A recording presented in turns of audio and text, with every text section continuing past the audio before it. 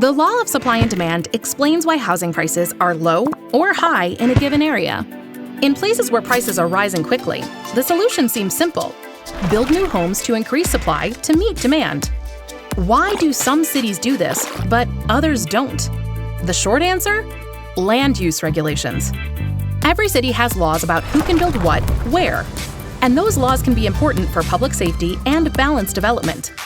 Some areas impose reasonable rules and protections, so it's relatively easy for builders to increase supply. But other areas impose strict and complex rules and fees that make it difficult to increase the housing supply. Housing development is largely controlled by local governments, and the level of resistance in the community can play a big role in determining a government's response.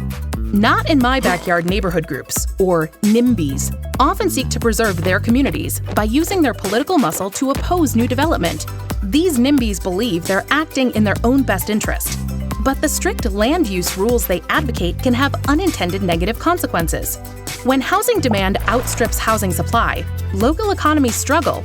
To offset the high salaries needed to match the cost of living, businesses look for cost savings, often by operating with fewer employees or moving operations elsewhere. Employees in such areas often endure long commutes that take a toll on their professional and personal lives. Younger people and families leave or don't migrate to these areas because they simply can't afford them. These ripple effects ultimately squeeze out the middle class and create more division and inequality.